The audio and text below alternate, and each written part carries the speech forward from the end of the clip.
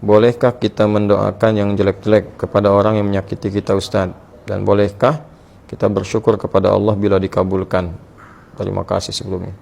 Apa yang mau didapat? Ya, kita share satu aja ya. Dalam Al-Quran itu ada ayat di Al-Quran surah ketiga Ali Imran ayat 128 sampai 129. Ini saya berikan gambaran kisahnya dulu.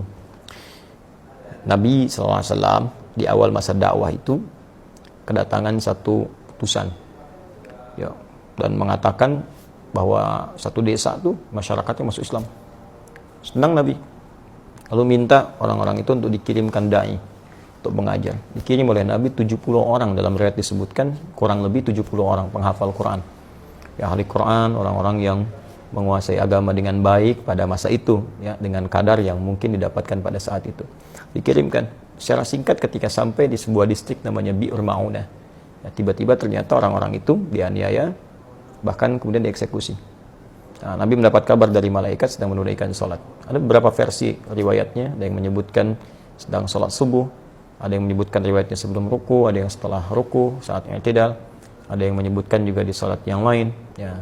Intinya informasi itu sampai kepada Nabi, dan Nabi mendoakan, ya Allahumma la'an kita, Allahumma adzibhum, ya Allah tolong laknat Bani Fulan ya, kemudian tolong hukum mereka dan seterusnya. Itu berlangsung selama sebulan. Nah, doanya terasa keras ya, tolong hukum Bani Fulan, tolong hukum mereka, tolong laknat mereka. Apa yang terjadi? Kemudian Allah turunkan Al-Quran surah ketiga Ali Imran ayat 128. Ya laisa laka minal amri syai'un aw yatuba alaihim aw yu'adzibahum fa innahum zalimun. Ya Muhammad sallallahu alaihi wasallam, engkau tidak punya hak ya untuk bisa memutuskan suatu perkara terkait dengan hukuman ataupun memberi petunjuk pada seseorang yang dimaksudkan langsung menanamkan hidayah kepadanya, kecuali itu atas izin Allah Subhanahu wa taala. Nah, namun yang paling indah, Allah ingin memberikan sebuah arahan seperti ini. Ya, ini sifat maksum Nabi. Jadi ini bagian dari sifat maksum Nabi yang kalau di situ ada sesuatu yang kurang tepat, Allah luruskan. Berhak Nabi meminta. Ya, berhak Nabi meminta. Ya Allah, hukum si fulan, berikan hukuman si fulan, berhak. Tapi Allah berikan suatu arahan yang lain dengan hikmah tertentu. Ya, Allah ingin sampaikan bahwa kalau di awal masa dakwah sedang meminta seperti ini, nanti umat itu tidak akan tersisa. Ya, seperti umat-umat yang sebelumnya. Ya, pernah berbuat zalim, kemudian nabinya meminta kepada Allah dihukum, hukum selesai. Tapi Allah ingin berikan sebuah pelajaran bahwa ke depan akan ada ujian lebih besar daripada ini. Maka diberikan sebuah tahapan bersabar, bersabar, sampai kesabaran itu kemudian memuncak, sampai kemudian pada tingkat maksimal sehingga bisa mengatasi tantangan yang lebih berat lagi. Ya, karena kalau persoalan wafat, ajal juga sudah tiba, ya, sesuai dengan ajal. Hanya nanti tentunya ada balasan-balasan dari Allah. Ada yang karena tidak tahu, mungkin bisa dengan itu kemudian diberikan petunjuk untuk bertobat. Ada yang sengaja melakukan, Allah kirimkan kemudian hukuman, nanti akan turun kemudian hukuman-hukuman berikutnya. Bukan berarti pembuat kesalahan tidak kemudian diproses. Ya, bisa diproses dengan hukum yang berlaku, tapi ada mungkin golongan-golongan tertentu yang tidak tahu dan ikut-ikut di dalamnya. Bagaimana hukum seperti itu? Maka Allah turunkan tadi ayat, setelah ayat itu turun, maka Nabi merubah doanya. Perhatikan doanya. Allahumma hdini fi man hadait, wa afini fi man afait, wa tawallani fi man tawallait, wa barik li fi ma atait. Ya. Kalau kita jamakkan, Allahumma hdina fi man hadait, wa afina fi man afait, wa tawallana fi man tawallait, wa barik lana fi ma atait, wa qina syarra ma qadait. Allahumma hdina fi man hadait, ya Allah, mohon berikan aku hidayah, berikan kami hidayah, dan tempatkan kami di tempat-tempat yang orang mendapat hidayah.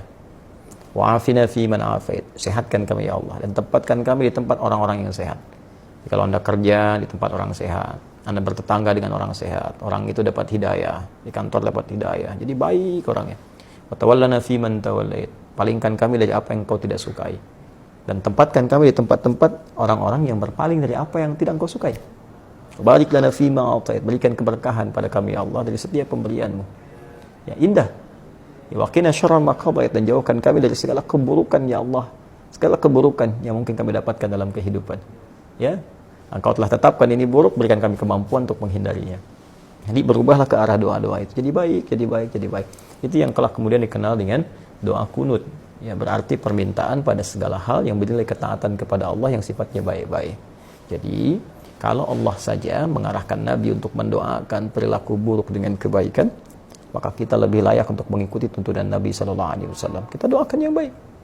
Ya, toh mohon maaf dia mencela kita itu, celaan dia, ketika keluar celaannya, itu sudah memberikan pahala kepada kita.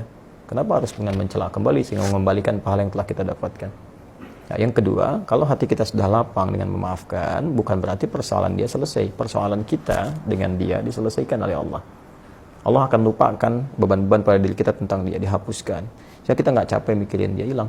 Tapi kalau dia belum minta maaf kepada kita, persoalan dia dengan kita belum selesai. Dan dia akan berhadapan dengan Allah di hari kiamat nanti. Jadi nggak ada ruginya, kita dapat pahala.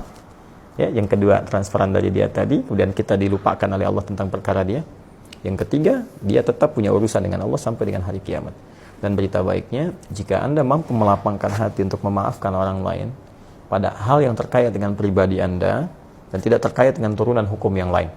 Ya, turunan hukum maksudnya kalau utang, ya, kalau memaafkan itu bukan berarti utangnya lunas. Ya, tetap kita maafkan, misalnya berlaku kelirunya, utangnya tetap kemudian diselesaikan. Kecuali kalau Anda ingin bersedekah. Ya, atau orang misalnya melakukan tindakan kriminal yang dahsyat, kita maafkan. Ya, maaf, tapi kriminal itu tetap diproses untuk memberikan pembelajaran hukum. Kalau secara hukum itu harus diselesaikan. Nah, kalau Anda bisa lapangkan hati seperti ini, maka Allah janjikan di Quran surah ketiga Ali Imran ayat 133 sampai 134. Wasari'u ila magfiratin min rabbikum wa jannatin arduha as-samawati wal ardu uiddat lil muttaqin. Bergegaslah Anda untuk evaluasi diri, minta ampunan sama Allah, dan berharaplah, berusaha untuk mendapatkan satu surga yang luasnya seluas langit dan bumi, disediakan bagi orang takwa. Siapa orang takwa di situ? Amalannya 134. Alladzina yunfiquna fis sarai wad dharra, orang gemar berbagi dalam keadaan lapang ataupun sulit. Kalau lapang berbagi biasa, ini sulit berbagi masih mau. Ya. Nah, wal kadhiminal ghaidha, yang sanggup menahan amarah, wal 'afina 'anil nas, yang mampu memaafkan kesalahan orang lain. Allahu yuhibbul muhsinin, Allah cinta kepada para pelaku-pelaku kebaikan. Barangkali Anda lulus ujian yang lain, ujian sholat bagus, zakat bagus, tapi Allah ingin menguji Anda dengan hadiah terbesar, yaitu surga seluas langit dan bumi. Dapatkan itu, dan disitulah kesempatannya.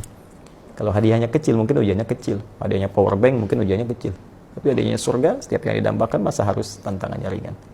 Semoga Allah memuliakan kita. Terima kasih. Assalamualaikum warahmatullahi wabarakatuh.